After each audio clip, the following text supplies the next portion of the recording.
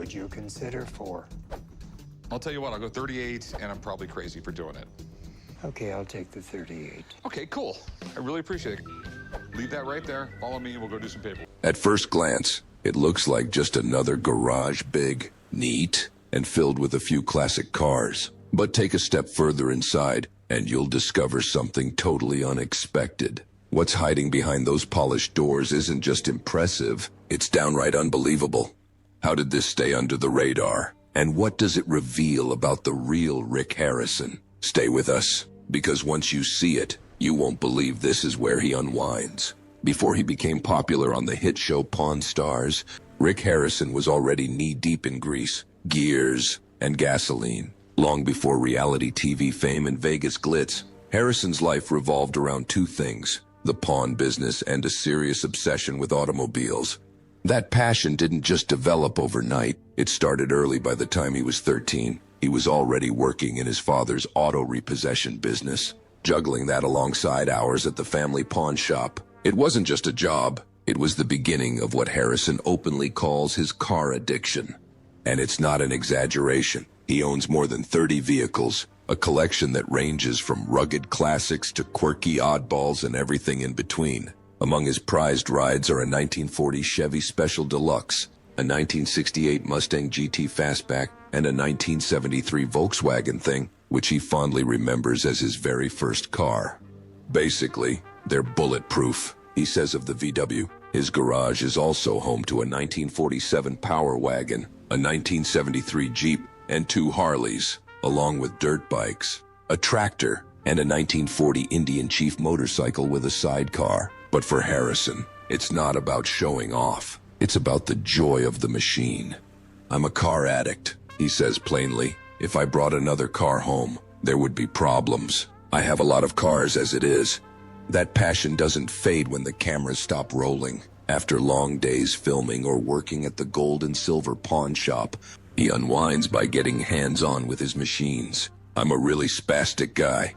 I can't sit still, he admits. When I get off work, I just go home and go to my machine shop or work on the old cars, even though he's resisted the urge to buy a NASCAR car. They're fast, they're badass, they're amazing. He hasn't stayed far from the track. Harrison's been spotted at the Las Vegas Motor Speedway, even taking high-speed laps during the Richard Petty driving experience. And while he doesn't own a race car, he's seen his face on Jeremy Clements' nationwide car during Vegas races, a gimmick he finds humorous. It makes me look like an ass, but I love it, he jokes. His car journey hasn't always been glamorous. When asked about the worst vehicle he ever owned, Harrison recalls a 1969 Oldsmobile Delta 88 he bought at 17 for just $150. It had no back seat. He laughs. I rode it for a good 6 months and put 4 or 5 quarts of oil a week in it. But here's the question. What happens when that kind of car passion collides with home design? Can a house reflect horsepower? Come with us to know. When Rick Harrison of Pawn Stars fame opened the doors to his Red Rock Country Club home in Summerlin, it wasn't just a glimpse into a luxury Las Vegas property. It was a reflection of the man himself. From the moment you enter the nearly 9,000 square foot estate, it's clear that this isn't a typical high-end listing. Harrison's personality and passions are embedded into every corner, especially when it comes to the home's customization, much of it inspired by his deep love for automobiles and appreciation for function-driven design. A self-proclaimed gearhead with a collection of 29 cars, Harrison didn't stop at building an 11-car garage. He infused that space and other parts of the home with the very material that speaks to his automotive soul, automotive-grade paint. The crown molding and many of the doors throughout the home were coated in this high-performance industrial paint, costing anywhere from $500 to $1,500 per gallon. Why? Harrison explained that automotive paint doesn't just offer rich, vibrant colors that can't be matched with traditional paints. It also holds up to wear, tear, and in his case, the chaos that comes with 6 children and a bunch of grandkids. The automotive paint washes 100 times better, he noted. One standout area is the sitting room near the formal dining area, where a fireplace pops with bright green automotive paint, complementing oversized Christopher Guy chairs.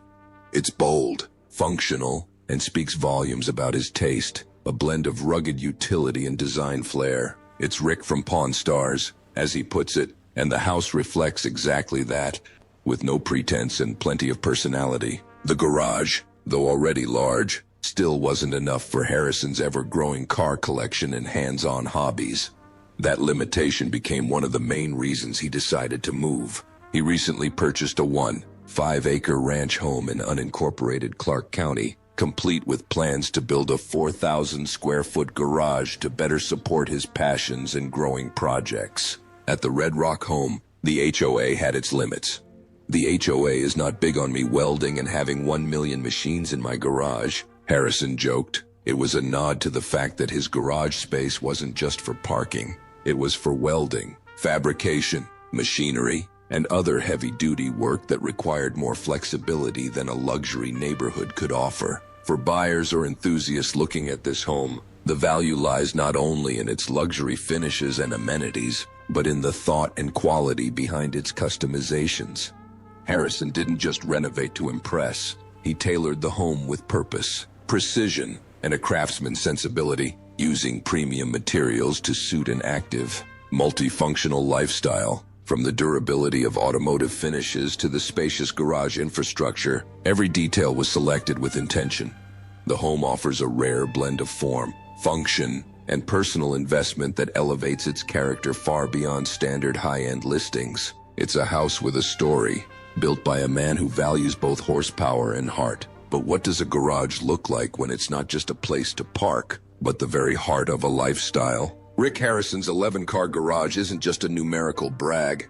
It represents a carefully thought-out balance between lifestyle needs, personal interests, and future planning. While it currently serves as part of his 8,845-square-foot luxury home in Red Rock Country Club, the garage also illustrates a tension between ambition and space constraints. In fact, it became clear to Harrison that even a facility of this size wasn't enough for his ever-expanding interests.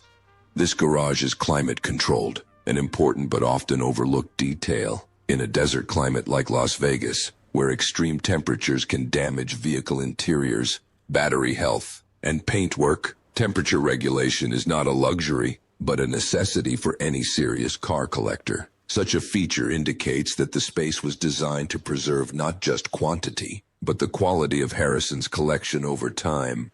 It signals long-term thinking and attention to the preservation of high-value or vintage automobiles. Interestingly, Harrison doesn't see the garage as the final answer to his storage needs. He recently bought a 1.5-acre ranch property in the Northwest Valley, in unincorporated Clark County, with plans to build an additional 4,000-square-foot garage, a substantial upgrade that speaks to the scale of his collection and the overflow from the current residents. This plan also reveals a shift in lifestyle. Moving to an area without a strict homeowner association HOA, he noted, means fewer restrictions on his industrial hobbies, such as welding and heavy mechanical work. This tells us that his new space won't just be for storage. It'll likely become a dedicated workshop zone integrated with his daily life. Beyond the cars, the garage doubles as storage for his broader array of machines and tools. Harrison specifically joked about needing space for 1 million machines, reinforcing that this garage has been a multifunctional area, part personal museum, part mechanical workshop, and part industrial playroom. One of the more unique insights about the garage is its interaction with the rest of the home. Unlike many high-end garages that are hidden out of view or placed as afterthoughts, Harrison's setup is part of the overall architectural narrative of the house. The home is packed with specialized rooms, a gym, a wine cellar, and even a 12-seat theater. And the garage joins this collection not as an outbuilding, but as an integrated high-utility part of the house. This suggests careful design coordination between Harrison and the original architects or renovators, possibly with attention given to accessibility, power supply, and noise insulation, especially considering the machinery and welding involved. When the engines go silent and the garage lights dim, what hidden passion keeps Rick Harrison's mind racing? Let us tell you.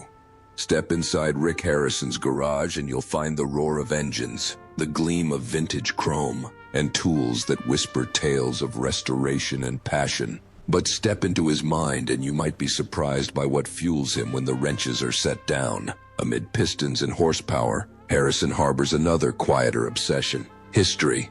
And not just the grand stuff of kings and castles, but the gritty, raw, and sometimes uncomfortable truth of how ordinary people once lived. It's not uncommon for Harrison to devour books the way some binge TV series.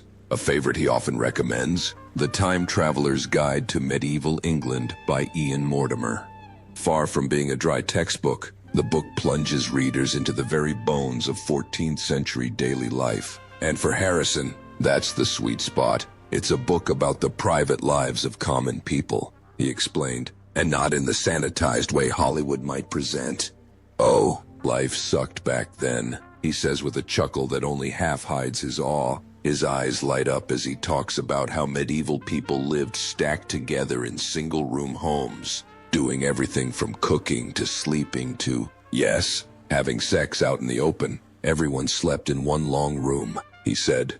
If you were very prosperous, you might have one wall partitioned off in another room. That was luxury. There's an authenticity Harrison loves about those brutal days.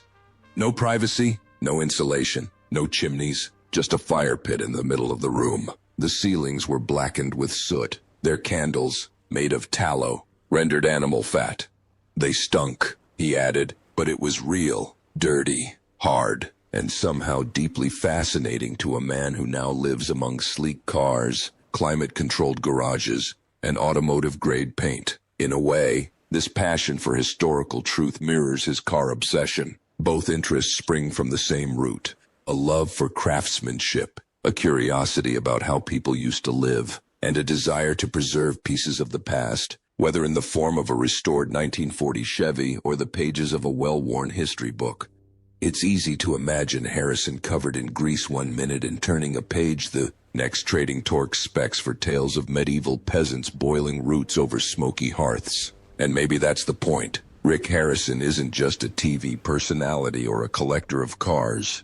He's a collector of time. He hunts for relics in his pawn shop, resurrects machines in his garage, and roams through centuries in the quiet. What kind of vehicle could possibly satisfy a man who drifts between medieval history and modern horsepower? One foot in the 14th century, the other flooring the gas pedal. Stay with us to know. Rick Harrison is not only a history buff, but also a lifelong car enthusiast. His daily driver is a 2018 Ford F-150 Raptor, which he proudly rates a perfect 10 out of 10. Known for its impressive off-road capabilities, Harrison appreciates its ground clearance, suspension, and locking rear differential features he finds essential for the 5 months he lives off the grid in Oregon's mountains.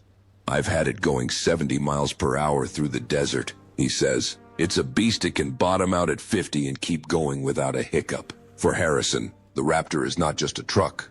It's a survival tool. It tows, hauls, and handles rough terrain with ease, especially when he's dragging fallen trees or navigating rugged logging roads. While he loves the truck, he humorously complains about a poorly placed mirror control button that often causes his side mirrors to fold in by accident while driving.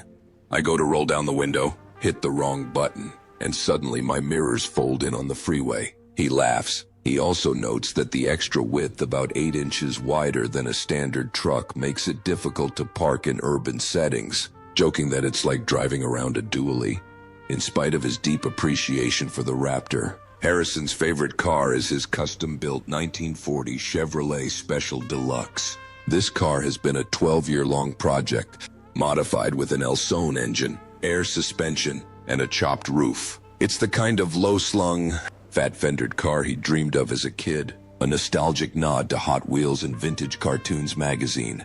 Harrison values the design of pre-Wubutu vehicles, emphasizing the beauty and craftsmanship of cars built in the 1930s and 40s, which he believes were far more stylish than those of the modern era. Back then, cars had real flair, he says. They weren't just appliances.